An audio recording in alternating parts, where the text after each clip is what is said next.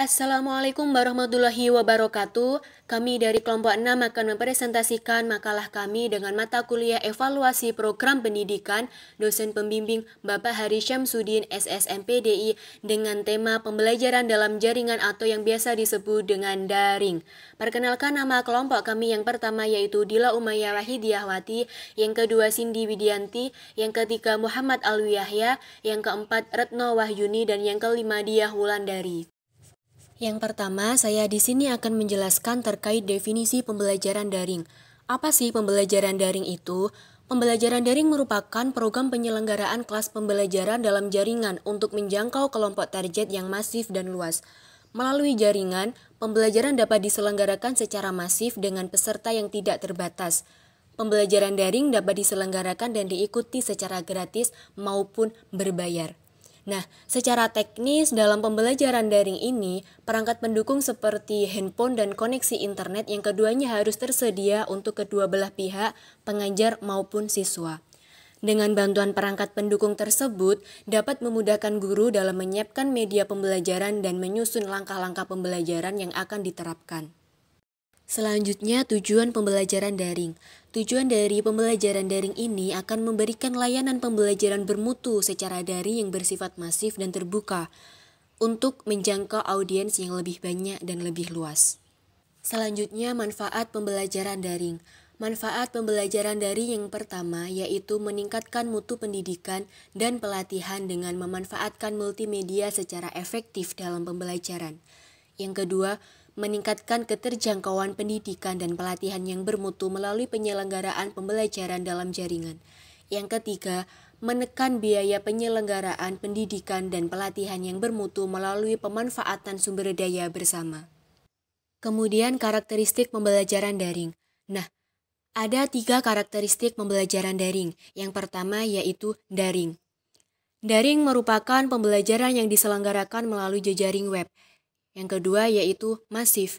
Masif berarti pembelajaran dengan jumlah partisipan tanpa batas yang diselenggarakan melalui jejaring web tersebut. Yang ketiga yaitu terbuka.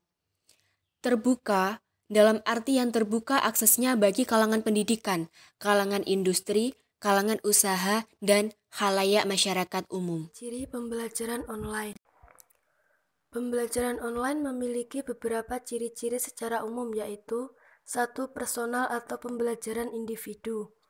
Siswa dalam proses pembelajaran daring akan belajar secara sendiri dan mandiri.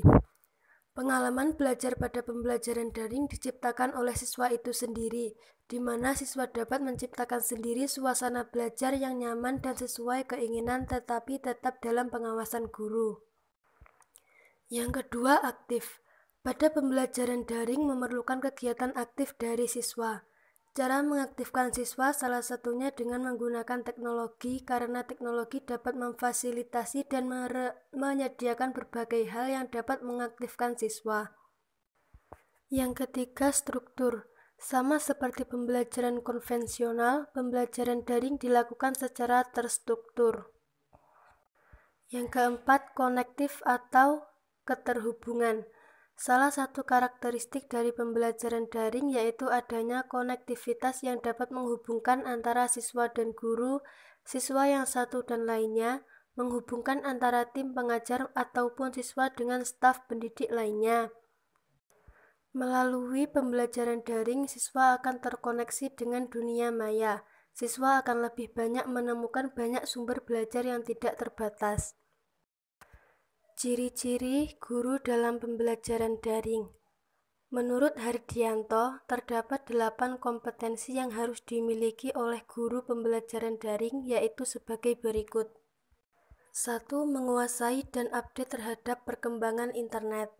Dalam hal ini, guru harus dapat memanfaatkan setiap teknologi yang dapat mendukung proses belajar siswa.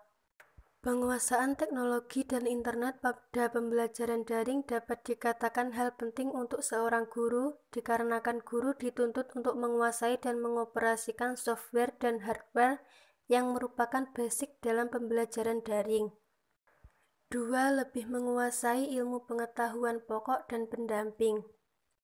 Seorang guru tentunya harus menguasai materi yang akan disampaikan, maupun materi yang ditulisnya dalam pembelajaran daring.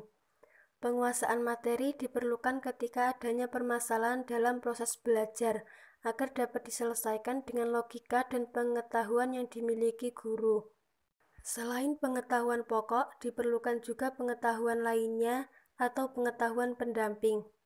Pengetahuan pendamping ini diperlukan untuk mengatasi pertanyaan-pertanyaan di luar konteks materi pelajaran.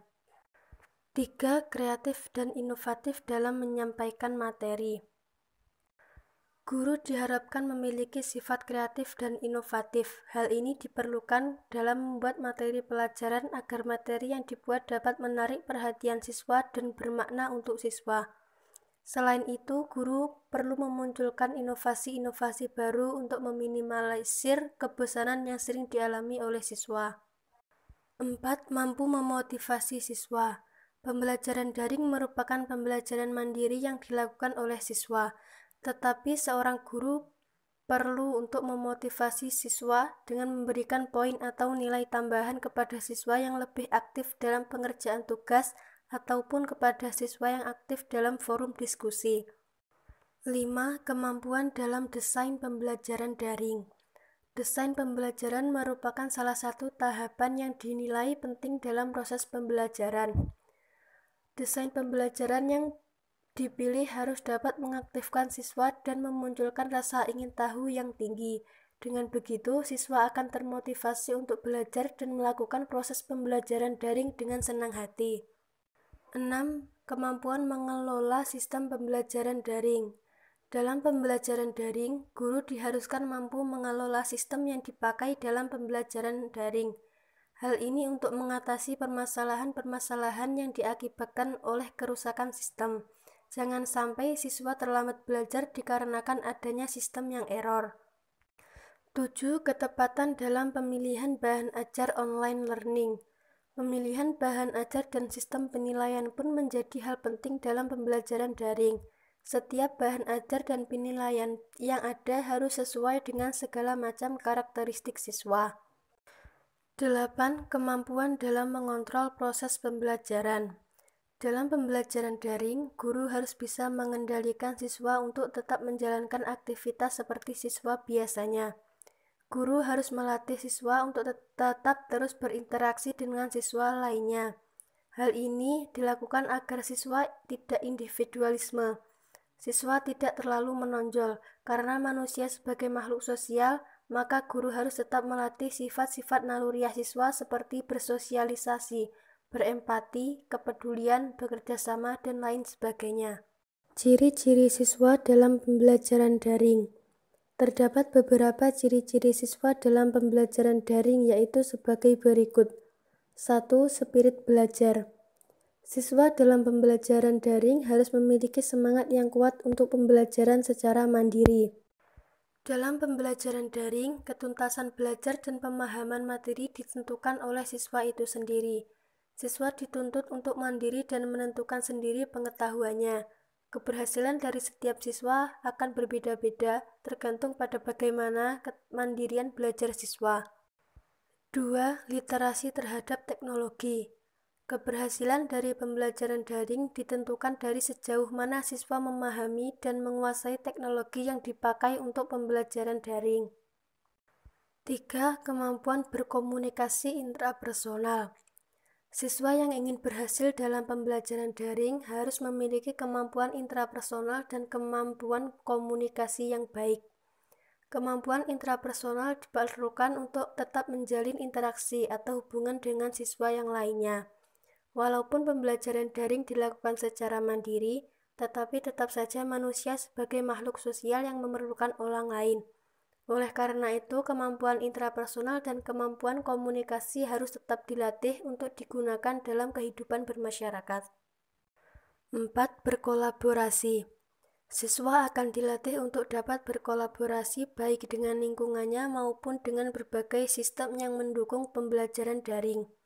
Pembelajaran dilakukan secara mandiri oleh siswa, maka siswa harus pandai berinteraksi dengan siswa lainnya ataupun dengan guru di dalam forum yang telah disediakan.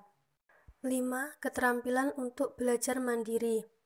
Belajar secara mandiri sangat diperlukan dalam pembelajaran daring, karena dalam proses belajar, siswa akan mencari, menemukan, dan menyimpulkan dari apa yang dipelajarinya secara mandiri. Dasar hukum pembelajaran daring. Yang pertama ada pre-COVID atau sebelum COVID-19. Berdasarkan Undang-Undang Perguruan Tinggi Nomor 12 Tahun 2012 Pasal 31 tentang Pendidikan Jarak Jauh atau PJJ, menjelaskan bahwa pendidikan jarak jauh merupakan proses belajar mengajar yang dilakukan secara jarak jauh melalui penggunaan berbagai media komunikasi. Yang kedua ada pasca COVID-19 atau sesudah COVID-19, yaitu saat ini layanan pembelajaran masih mengikuti Surat Edaran Mendikbud Nomor 4 Tahun 2020 yang diperkuat dengan Surat Edaran Sesjen Nomor 15 Tahun 2020 tentang pedoman pelaksanaan belajar dari rumah atau BDR selama darurat COVID-19. Implementasi pembelajaran daring. Dengan munculnya pandemi COVID-19, kegiatan belajar mengajar yang semula dilaksanakan di sekolah kini menjadi belajar di rumah melalui daring. Pembelajaran daring merupakan sistem pembelajaran yang dilakukan dengan tidak bertatap muka langsung, tetapi menggunakan platform yang dapat membantu proses belajar mengajar yang dilakukan meskipun jarak jauh.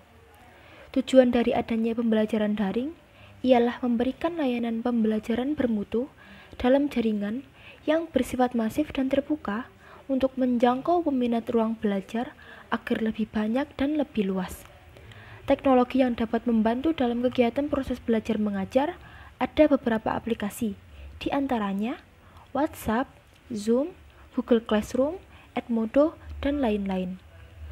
Dalam melaksanakan pembelajaran daring, guru juga harus mengembangkan kemampuan sebagai seorang pendidik dan menjalankan tugasnya dengan menyesuaikan kebutuhan siswa serta materi pembelajaran yang mengikuti perkembangan zaman. Guru juga harus bisa menarik perhatian siswa agar semangat belajar daring dengan menggunakan kuis yang bisa membuat siswa aktif dalam belajar. Untuk fasilitasnya, sekolah dan guru juga harus mengetahui apakah ada sarana dan prasarana yang mendukung atau tidak. Beberapa survei guru kepada siswa telah membuktikan bahwa banyak pelajar atau siswa yang menggunakan laptop dan smartphone dalam pembelajaran. Kemampuan laptop dan telepon pintar atau smartphone untuk mengakses internet memungkinkan pelajar atau siswa untuk mengikuti kegiatan belajar mengajar yang dilaksanakan dalam bentuk konferensi video maupun yang dilaksanakan dalam kelas-kelas online menggunakan layanan aplikasi pembelajaran yang tersedia secara online.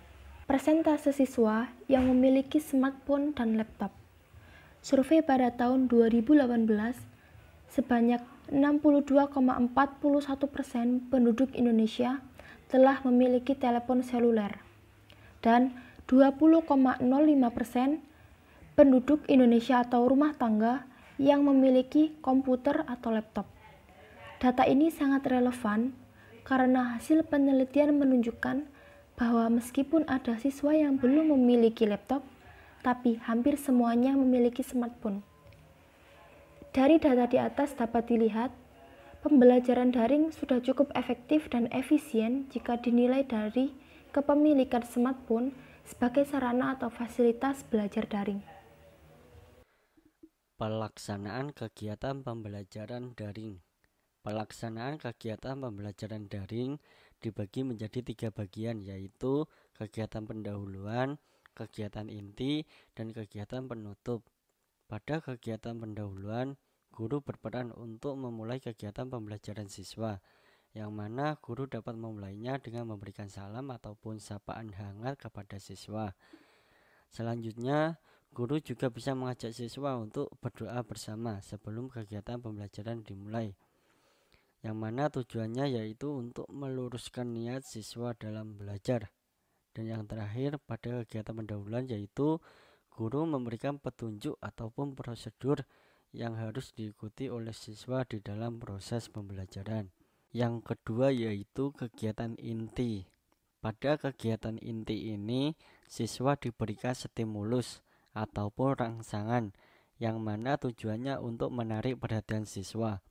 Rangsangan ini dapat berupa materi maupun bahan ajar yang diberikan oleh guru ataupun siswa yang melakukan presentasi. Selanjutnya, pada kegiatan inti juga terdapat proses identifikasi masalah.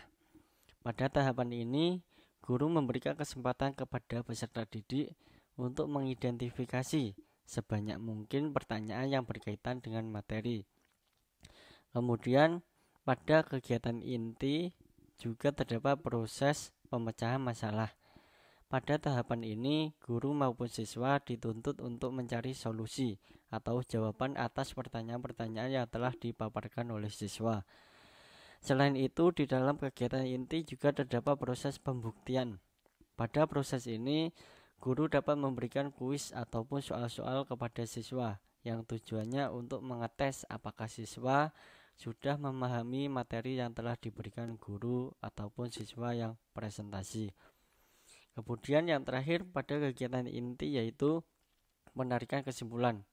Pada proses ini, siswa melakukan analisis terhadap materi yang telah diberikan dalam bentuk catatan, yang mana tujuannya untuk mengembangkan kemampuan berpikir siswa. Yang ketiga yaitu kegiatan penutup. Pada tahapan ini dilakukan refleksi pencapaian siswa. Guru melakukan evaluasi seberapa jauh pencapaian siswa di dalam pembelajaran yang telah dilakukannya. Tujuannya yaitu untuk mengetahui apakah siswa sudah menerima pembelajaran dengan baik ataupun sebaliknya. Jika siswa kurang memahami pembelajaran yang telah disampaikan, guru akan melakukan perbaikan-perbaikan yang diperlukan. Kemudian, pada kegiatan penutup, guru juga bisa menginformasikan kegiatan pembelajaran untuk pertemuan berikutnya. Dan yang terakhir, pada kegiatan penutup yaitu guru mengakhiri kegiatan pembelajaran dengan memberikan pesan motivasi dan diakhiri dengan doa. Kelebihan pembelajaran daring.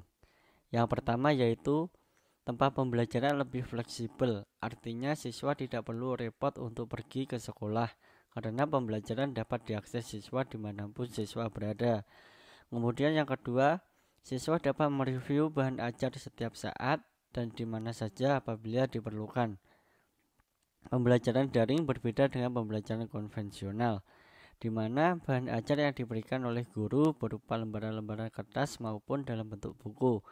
Sedangkan pembelajaran daring, bahan ajar diberikan kepada siswa dalam bentuk file yang dapat diakses pada handphone siswa masing-masing. Yang ketiga yaitu dapat menumbuhkan kesadaran siswa bahwa gawai bisa digunakan untuk hal-hal yang lebih produktif. Selama ini, siswa hanya menggunakan handphone untuk bermain game dan mengakses media sosial saja, tanpa menyadari bahwa gadget bisa digunakan untuk hal-hal yang lebih produktif yang dapat mencerdaskan siswa itu sendiri.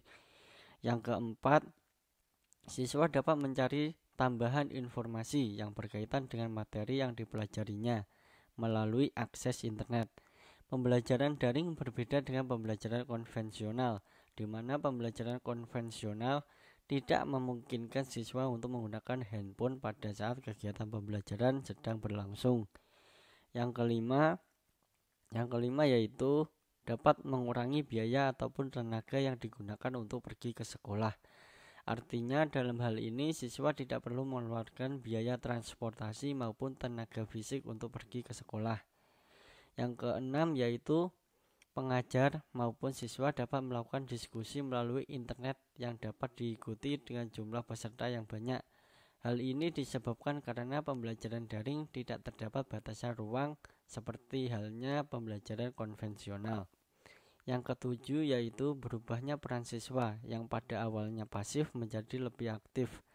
Tidak menutup kemungkinan jika siswa yang awalnya pasif menjadi lebih aktif.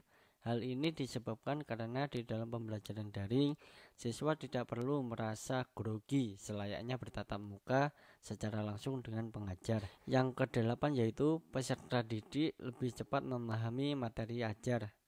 Hal ini disebabkan karena bahan ajar pembelajaran daring diberikan dalam bentuk multimedia yang berupa file PDF, dokumen, PPT, animasi, ataupun video, sehingga siswa akan tertarik untuk mempelajarinya, yang pada akhirnya siswa menjadi lebih mudah di dalam memahami materi.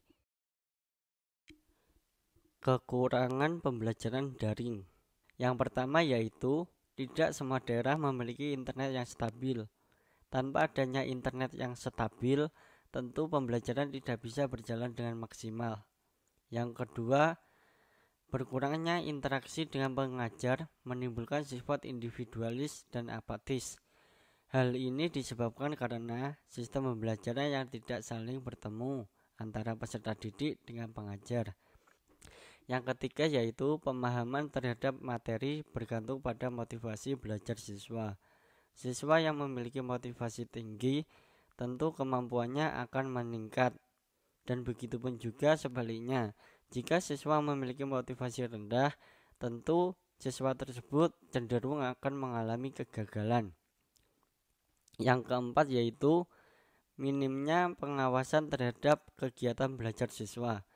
Seringnya mengakses internet tanpa adanya pengawasan dikhawatirkan baik bagi siswa maupun pengajar bukannya benar-benar memanfaatkan teknologi informasi dengan optimal, tetapi malah mengakses hal-hal yang tidak baik seperti halnya pornografi dan game online. Yang kelima yaitu seringnya menatap layar gadget dapat merusak kesehatan mata dan juga bisa menurunkan tingkat kefokusan seseorang.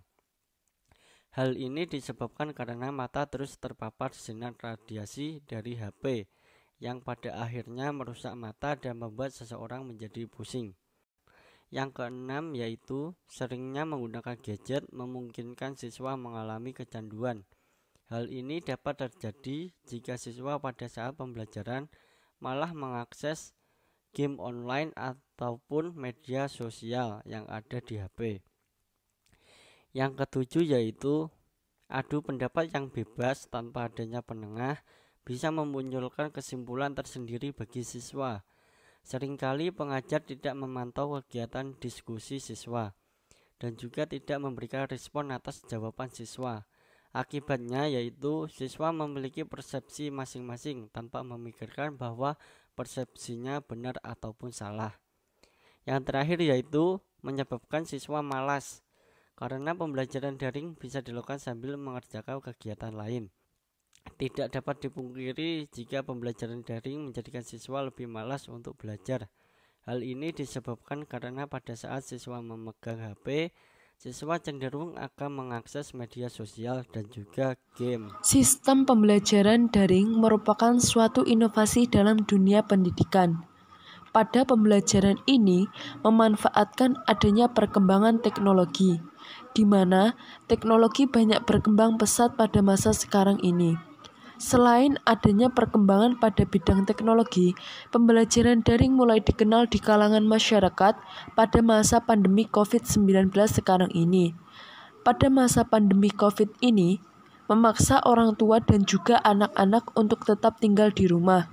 Hal ini juga berlaku pada bidang pendidikan, di mana dipaksa untuk melakukan proses belajar dan mengajar di rumah masing-masing.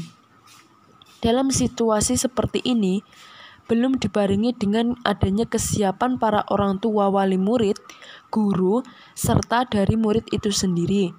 Mereka masih merasa kesulitan dalam mengimplementasikan sistem pembelajaran daring ini. Hal ini disebabkan masih banyaknya kegaptekan teknologi di masyarakat, masih kurangnya pemahaman masyarakat terhadap sistem pembelajaran daring, dan juga masih banyak masyarakat menengah ke bawah yang belum bisa membeli perangkat teknologi penunjang pembelajaran daring. Belum lagi permasalahan di wilayah pelosok yang masih kesulitan mendapatkan sinyal. Dan ditambah lagi dengan masalah kuota internet yang banyak dikeluhkan oleh para siswa dan juga orang tua yang banyak digunakan untuk pembelajaran daring ini. Sistem pembelajaran daring mungkin masih menjadi PR bagi kita semua, di mana masih pada tahap adaptasi bagi pemerintah, sekolah, siswa maupun bagi masyarakat. Dengan banyaknya permasalahan-permasalahan yang timbul pada saat pengimplementasian pembelajaran daring ini, terdapat solusi untuk mengatasinya, yaitu dengan mensosialisasikan sistem pembelajaran daring dengan cara yang mudah, seperti kampanye di televisi yang memberikan pemahaman dan pengertian dari sistem pembelajaran daring tersebut. Selain itu, dari pihak pemerintah pusat hendaknya merumuskan metode pembelajaran apa yang menyenangkan dan mudah untuk dipahami, dan juga memberikan kewenangan kepada wilayah untuk menjalankan metode pembelajaran sesuai dengan kondisi wilayahnya masing-masing, dengan tetap memperhatikan kesehatan. Pemerintah juga sudah membantu memberikan kuota gratis bagi siswa, guru, mahasiswa maupun dosen untuk menunjang pembelajaran daring ini.